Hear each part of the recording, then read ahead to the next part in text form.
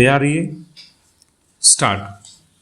देश की जेलों में क्षमता से 20 से 30% अधिक कैदी हैं। विराम।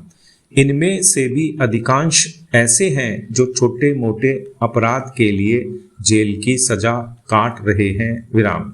केंद्र सरकार की ओर से लाए जा रहे जन विश्वास संशोधन विधेयक के माध्यम से छोटे अपराधों के लिए जेल की सजा के बजाय जुर्माने के प्रावधान को क्रांतिकारी कदम ही कहा जाएगा। विराम।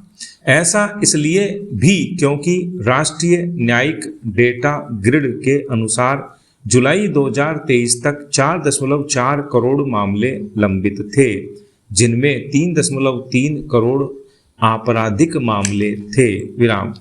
इस विधेयक के कानून के रूप में अस्तित्व में आने पर अदालतों पर यह बोझ 20 से 30% तक कम होने की उम्मीद है। विराम। इसका उद्देश्य पुराने और अप्रासंगिक कानूनों को हटाकर नागरिकों और व्यापारियों पर मुकदमों का अनावश्यक बोझ कम करना भी है। विराम। पैरा। विधेयक के प्रावधानों में खास बात यह भी है कि 76 मामलों में पहली बार उल्लंघन पर केवल चेतावनी या सलाह दी जाएगी। विराम। भारत में कई छोटे अपराधों जैसे भारतीय वन अधिनियम 1927 के तहत जंगल में अतिक्रमण, लकड़ी काटने या नुकसान पहुंचाने, बिना परमिट वाहन चलाने आदि पर 6 माह की जेल और 10,000 रुपये जुर्माना हो सकता है। विराम। सूचना प्रौद्योगिकी अधिनियम 2000 के तहत आपत्तिजनक संदेश भेजने पर 2 साल तक की जेल और 1 लाख रुपए जुर्माना लग सकता है। विराम। जन विश्वास विधेयक इनमें से जेल की सजा को हटाकर केवल जुर्माने का प्रावधान करता है, जिससे लाखों लोग जेल जाने से बच सकते हैं। विराम। नए प्रावधानों से हर साल अनुमानित 5 से 10 लाख लोग जेल जाने से बच सकते हैं, जिससे जेलों पर अतिरिक्त भार 15 से 20% तक कम हो सकता है। विराम। वैसे भी जेल जाने के बाद 60 से 70% लोग सामाजिक रूप से अपराधी के रूप में देखे जाते हैं, जिससे उनकी शादी, करियर और सामाजिक प्रतिष्ठा पर गहरा असर पड़ता है। विराम। छोटे अपराधों के कारण नौकरी या विदेश यात्रा में बाधा भी उत्पन्न होती है। विराम। विधेयक पारित होने पर ये सामाजिक और आर्थिक बाधाएं तो कम होंगी ही, लोगों को सुधरने का मौका भी मिलेगा। विराम। दुनिया के दूसरे कई देशों में छोटे अपराधों के लिए जेल की सजा को कम करने और सुधारात्मक उपायों पर जोर दिया जाता है। विराम। पैरा। स्विट्जरलैंड और नॉर्वे जैसे देशों में छोटे अपराधों के लिए सामुदायिक सेवा, जुर्माना या परामर्श जैसे विकल्प अपनाए जाते हैं। विराम। नॉर्वे की जेलें पुनर्वास पर केंद्रित हैं, जहां कैदियों को शिक्षा, कौशल प्रशिक्षण और मनोवैज्ञानिक सहायता दी जाती है। विराम। जन विश्वास विधेयक विश्वास आधारित शासन को भी बढ़ावा देगा। विराम। देखा जाए तो यह विधेयक भारतीय न्याय प्रणाली को आधुनिक और मानवीय बनाने की दिशा में एक ऐतिहासिक कदम है, जो न केवल नागरिकों का जीवन सुगम बनाएगा, बल्कि जेलों और अदालतों पर बोझ कम कर समाज में सकारात्मक बदलाव भी लाएगा। विराम। पैरा।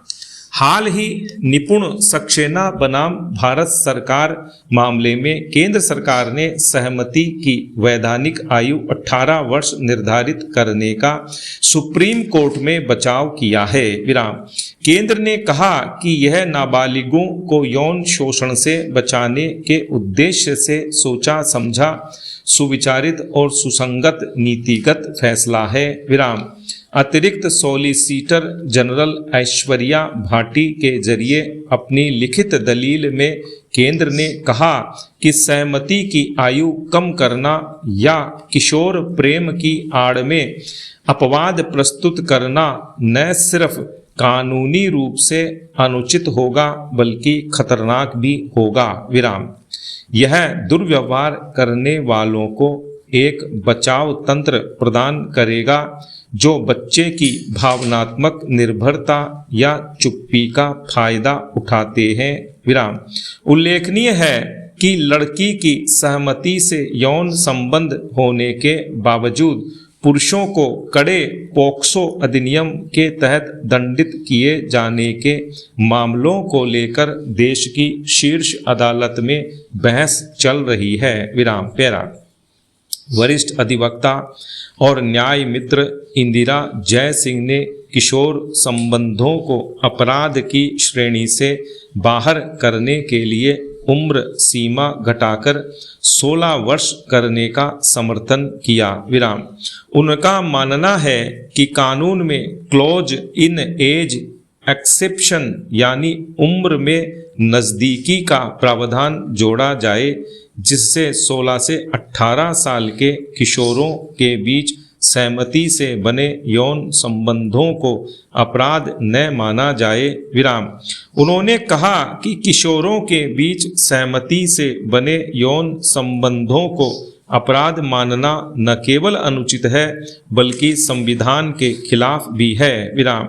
जय सिंह ने अंतर्राष्ट्रीय नियमों और भारत के कानूनी फैसलों का भी जिक्र किया जिनसे यह साबित होता है कि फैसले लेने की क्षमता सिर्फ उम्र पर आधारित नहीं होती। विराम।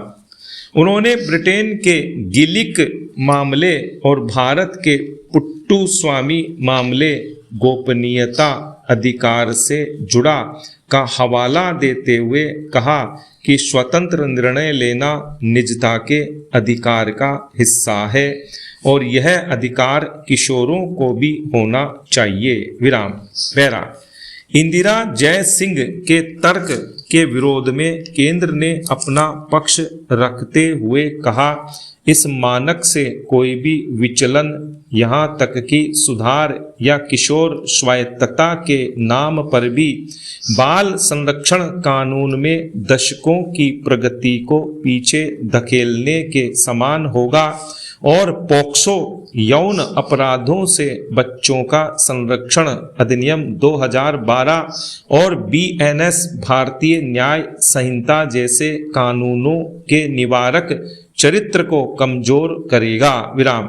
उल्लेखनीय है कि भारत में आपराधिक कानून 18 वर्ष से कम आयु की लड़की के साथ किसी भी यौन गतिविधि को चाहे उसकी सहमति हो अथवा नहीं दुष्कर्म मानता है। विराम। भारतीय दंड संहिता 1860 में सहमति की आयु 16 वर्ष निर्धारित की गई थी परंतु यौन अपराधों से बच्चों का संरक्षण अधिनियम 2012 के लागू होने के बाद इसे बढ़ाकर 18 वर्ष कर दिया गया। विराम।